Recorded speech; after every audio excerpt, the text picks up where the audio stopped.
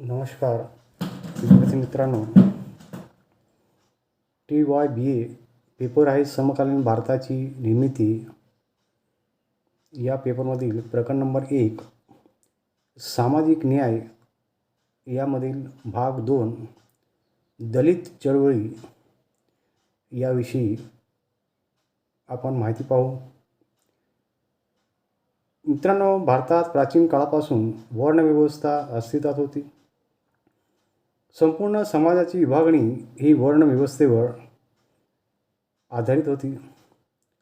ब्राह्मण, क्षत्रिय, वैश्य, शूद्र, अतिशूद्र इत्यादीतील उच्च जातींना उच्च जातीच्या तुलनेत दुय्यम स्थान दिले गेले. तसेच कनिष्ठ जाती या उच्च जातीच्या सेवेसाठीच आहेत असे मानले गेले. अस्पृश्य मानल्या गेलेल्या जातींच्या लोकांना तर अतिशय हीन वागणूक देण्यात येत होती. अशा प्रकारची परिस्थिती ब्रिटिश काळात ही भारतात होती. सध्याच्या काळात ज्यांना दलित किंवा अनुसूचित जाती म्हणून ओळखले जाते, त्या काळात त्यांना अस्पृश्य, अत्यंत अशा नावाने ओळखले जात असे. भारतात इंग्रज सत्तेच्या स्थापनेमुळे 19व्या शतकात येथील समाजात आधुनिक विचारांचा प्रसार होऊ लागला. त्यांच्या जाती व्यवस्थेच्या स्वरूपावर परिणाम होणे अपरिहार्य होते. सामाजिक अन्याय व शोषण यांच्या वर्षानुवर्षे बळी ठरलेल्या कनिष्ठ जातीतील व बहुजन समाजातील काही व्यक्तींनी या जाती संस्थेच्या नावाखाली चाललेल्या शोषणाविरुद्ध आवाज उठवला. दलित चळवळ एक सामाजिक चळवळ आहे.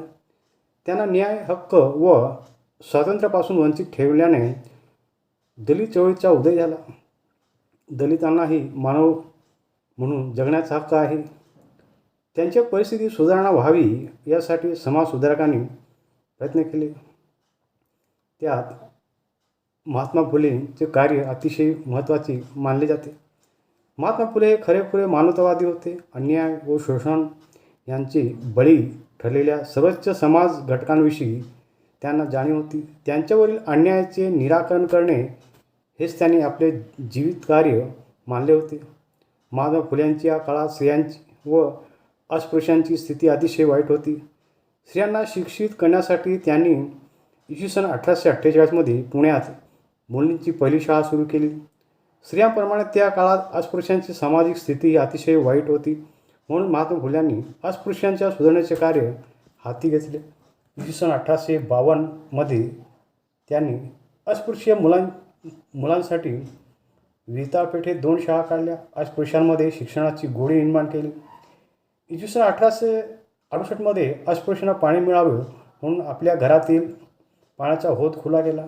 महात्मा फुले यांनी सार्वजनिक सत्यधर्म, अस्पृश्यांची कैफियत, ब्राह्मणांचे कसब, गुलामगिरी, शेतकऱ्यांचा आसूड या स्वलिखित ग्रंथातून आपले प्रखर विचार समाजापर्यंत पोहोचवले व समाज प्रबोधन घडवून आणले. समाजातील शूद्र, अतिशूद्र, कनिष्ठ वर्गांना संघटित होऊन आपला न्याय हक्कासाठी ब्राह्मणी वर्चस्वाविरुद्ध लढा दिला पाहिजे असे फुल्यांना वाटत होते. याच उद्देशाने महात्मा फुल्यांनी 24 सप्टेंबर 1873 रोजी पुण्यात सत्यशोधक समाजाची स्थापना केली.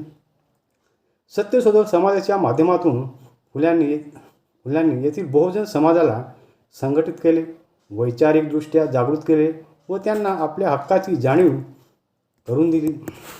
त्यानंतर गोपाळबुवा वलंगकर हे दलित चळवळीचे एक महत्त्वाचे नेते होते. त्यांनी 1888मध्ये लिहिलेल्या विटा विध्वंस या ग्रंथाद्वारे त्यांनी जातीभेद व अस्पृश्यता यासंबंधी अनेक प्रश्न उपस्थित करून त्यांची उत्तरे सनातन हिंदूंनी द्यावीत असे जाहीर आवाहन केले होते. अस्पृश्यता निवडण्यासाठी त्यांनी अनार्य दोष परिहारक मंडळी या संघटनेची स्थापना केली व अस्पृश्यांना निवारण चळवळ सुरू केली. अस्पृश्यता नष्ट करणे व समता प्रस्थापित करणे हे या संघटनेचे उद्दिष्ट होते.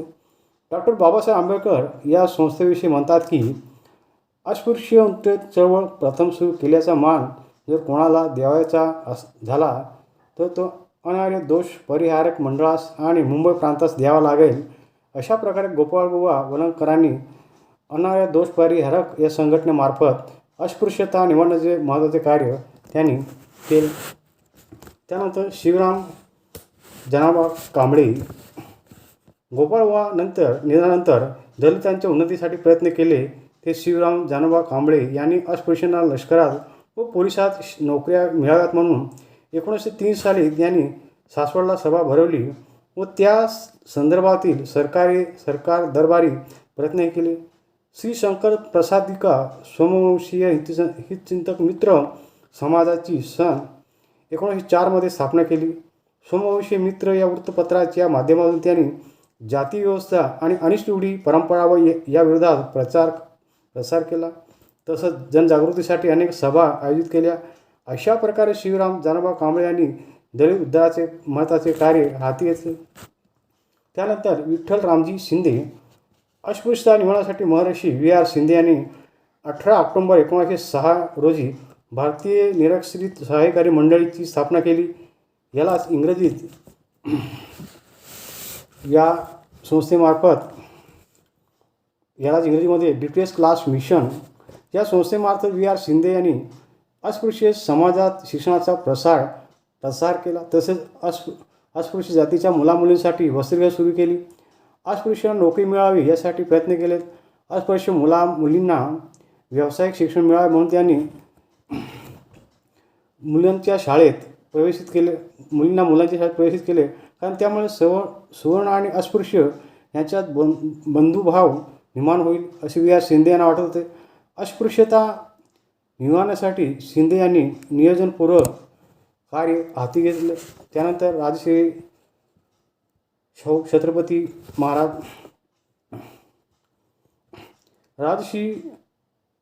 छत्रपती यांनी महात्मा फुलेंच्या काळापासून प्रेरणा घेऊन दलितांच्या उद्धारासाठी महत्त्वाचे कार्य केले. कोल्हापूर संस्थानाची सूत्रे 2 एप्रिल 1894 रोजी हाती घेतली व तेव्हापासून अस्पृश्य समाजाच्या उद्धारासाठी प्रयत्न करण्यास सुरुवात केली. 26 जुलै 1902 रोजी शाहू महाराजांनी आरक्षणासंदर्भात महत्त्वाचा जाहीरनामा प्रसिद्ध केला. या जाहीरनाम्यानुसार 50% जागा मागासवर्गीयात सुशिक्षित तरुणांकरिता ठेवल्या. संस्थानात अस्पृश्य मुलामुलींच्या शिक्षणासाठी शाळा उघडल्या. तसेच अस्पृश्य सुशिक्षित तरुणांना दरबारी नोकऱ्या दिल्या. तसेच इसवी 1911 सालापासून अस्पृश्य मुलामुलींना मोफत शिक्षण देऊ केले. अस्पृश्य व्यक्तींना त्यांनी वेगवेगळ्या हुद्द्यावर नोकऱ्या दिल्या. जसे की प्रत्येक गावात ग्रामसेवक व तलाठी म्हणून अस्पृश्य व्यक्तीची नेमणूक केली जाईल. शाहू महाराजांनी ऑक्टोबर 1919 मध्ये महत्त्वाचा आदेश काढला. तो असा आहे की कोल्हापूर संस्थानातील सर्व शाळा, महाविद्यालये, न्यायालये, सरकारी कार्यालये, धर्मशाळा, पाणवठे, विहिरी इत्यादी बाबी दलितांसाठी खुले करण्यात आले. महाराजांनी अस्पृश्य नष्ट करण्यासाठी वेगवेगळे प्रयत्न केले. त्यांनी स्वतः गंगाराम कांबळे नावाच्या व्यक्तीस कोल्हापुरात शहरात हॉटेल उघडून दिले. स्वतः तिथे जाऊन चहा घेत असत. अशा प्रकारे शाहू महाराजांनी अस्पृश्यता निवारण्यासाठी महत्त्वाचे कार्य केले. त्यानंतर डॉक्टर भीमराव रामजी आंबेडकर शेकडो वर्षापासून अन्याय व अत्याचार, अज्ञान व मानहानीचे बळी पडलेल्या अस्पृश्य बांधवांच्या मनात स्वतःच्या उद्धाराची आत्मविश्वासाची भावना जागृत करून दलितांना स्वतःच्या हक्कासाठी संघटितपणे लढा देण्यास डॉक्टर बाबासाहेब आंबेडकरांनी प्रयत्न केले.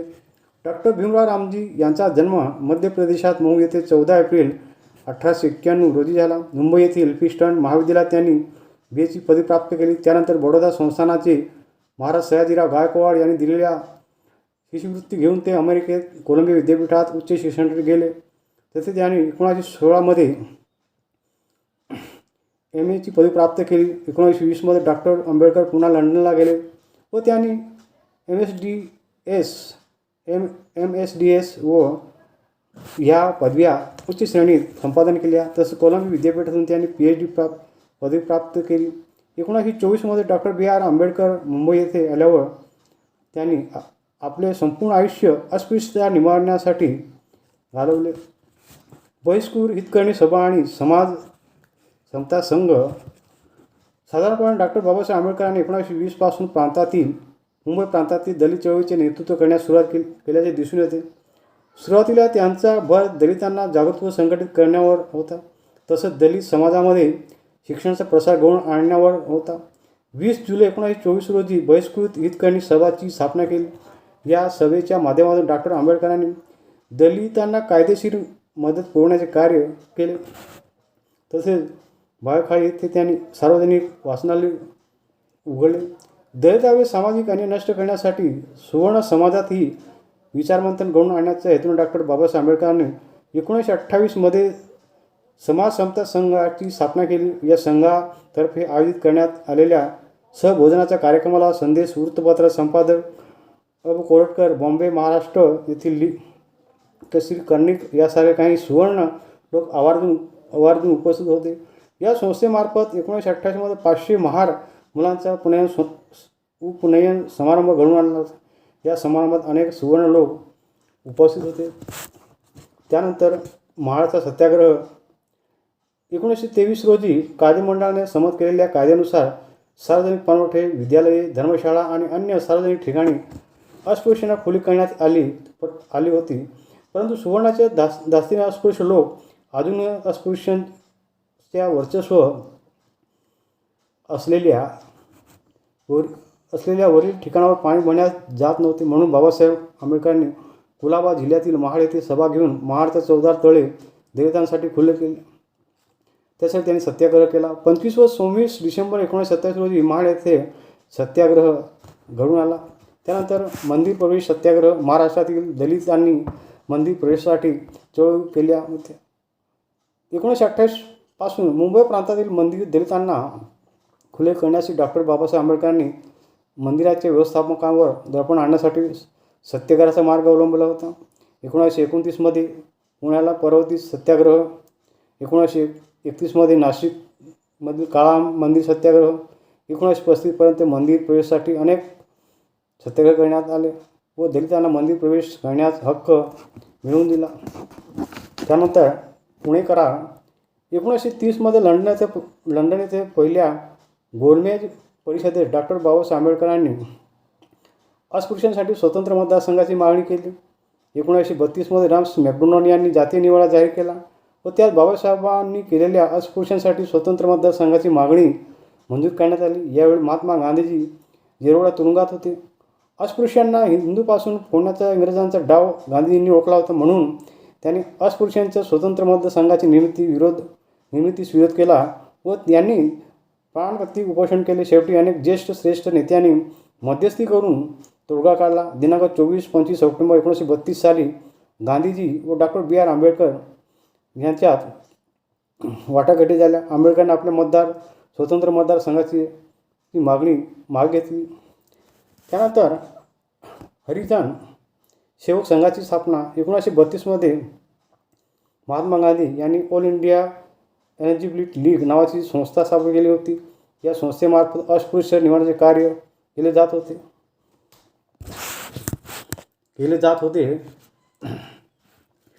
30 सप्टेंबर रोजी मुंबई येथे आयोजित केलेल्या सभेत श्री घनश्यामदास बिर्ला यांच्या अध्यक्षतेखाली अस्पृश्यता निवारण संघ स्थापन ठेवण्यात आले. लवकरच या संघाचे हरिजन सेवक संघ असे नामकरण करण्यात आले. या संस्थेचे चिटणीस म्हणून अमरुल्ला ठक्कर बापा हे काम पाहत होते व त्यांनी हरिजनांसाठी लेखन केले. धर्मांतराची चळवळ. स्वतंत्रोत्तर काळात हिंदू धर्मात उच्चवर्णीय सनातनी लोक अस्पृश्यांना माणुसकीने वागणुकीस तयार नाहीत. जातीय प्रथा नष्ट करण्यास सहजासहजी तयार होत नाही. त्याची वेशम वाटून डॉक्टर बी. आर. आंबेडकरांनी 24 ऑक्टोबर 1956 रोजी नागपूर येथे आपल्या हजारो अनुयायांसह हिंदू धर्माचा त्याग करून बौद्ध धर्माची दीक्षा घेतली. या सुमारे भारतीय रिपब्लिकन पक्षाची स्थापना केली. 6 डिसेंबर 1956 रोजी त्यांचे देहवासन झाले. अशा प्रकारे थोडक्यात दलित चळवळीची माहिती आपल्याला सांगता येईल. मित्रांनो, धन्यवाद.